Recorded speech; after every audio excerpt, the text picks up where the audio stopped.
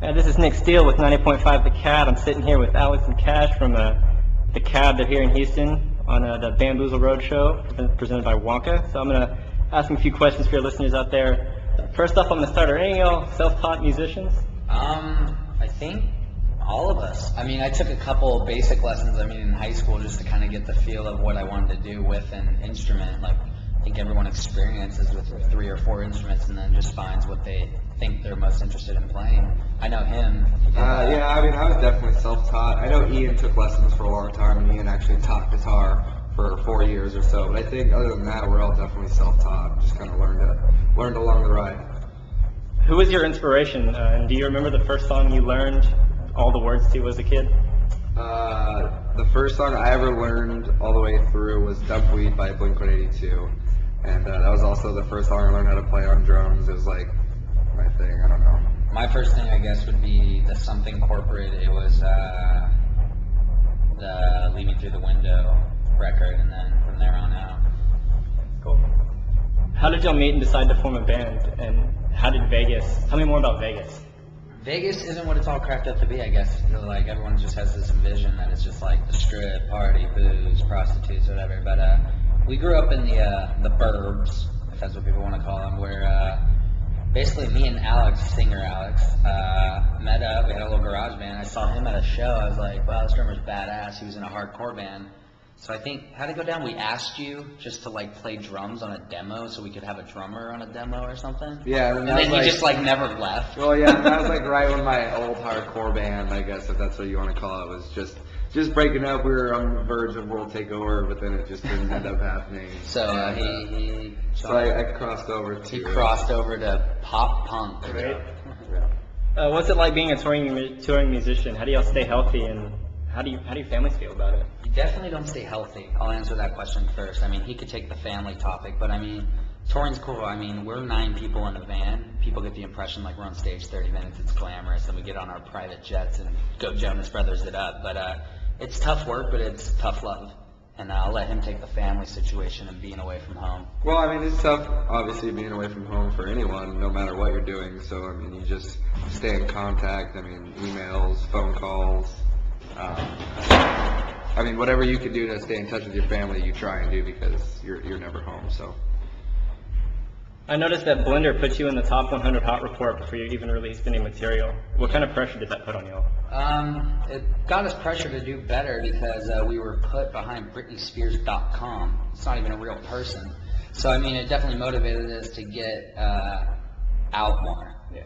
But it was also like I didn't know about it, and I got calls about it, and then I opened it up, and now it's just like... Yeah, and I think... It was the first, thing. Yeah, I think that was... But I think I remember thinking, when that came out, we had already pretty much... Our record was almost done as far as being recorded, so I thought, whatever, if that's what they're saying, then, there's nothing else we can do, so we just have to see what happens from there. And we're definitely happy with how things have turned out, so...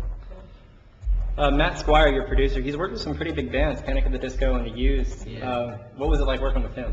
Dude, he is the funniest guy I have ever met in my life. He's so cool. Short little Jew, lovable. You just love him so much. I had the impression, I don't know why, that Panic at the Disco and all this, I thought I was gonna walk into a room with some big fat bald guy behind a thing saying ordering us what to do, and he's the 6th member of a band if you have a 5-piece, the 5th member if you have a 4. He's just a really cool dude. Yeah. The first track on Whisper War, going on along that, one of those nights, you worked with Brendan Urie of Panic at the Disco and Patrick Stump. What were they like? They're both great dudes, and we worked on. Patrick had a lot to do with our record. Him and Singer become very great friends, and after Panic, we handed him a demo. We became great friends with them as well.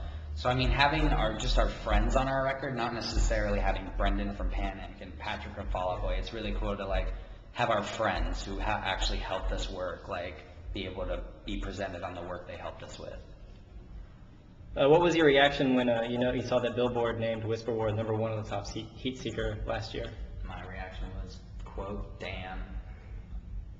And it's it's awesome just to say that, your record, something you recorded was #1 for a period of time. Noticed any? Just noticed period, and the fact for #1 as long as it was just was just an awesome feeling. Your MySpace has accumulated over 13 million plays. What's your take on MySpace, pure volume, and playlist? And do you have any advice for kids and bands right now? I do, because everyone thinks we just handed off a demo and got signed. I mean, perfect example, my whole thing is you get what you earn. Like I was kind of the kid. This is our tech, Justin Loya. Nice to see you, Loya. I guess. Okay.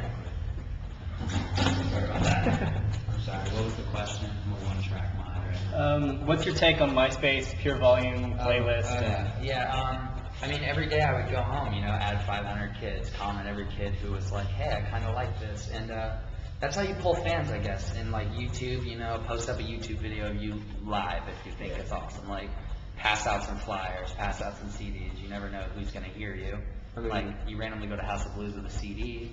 Who knows who will get it, what I'm saying? Yeah, and I mean, I think also the economy's in a rough time right now, and I think that's kind of when the internet's needed the most, because if kids can't go to shows, or if kids can't, afford to buy merch or buy a CD, they'll go to MySpace, or they'll go to pure volume and stuff like that, and there's alternate ways to listen to a band now, and them being included is really very important for a band.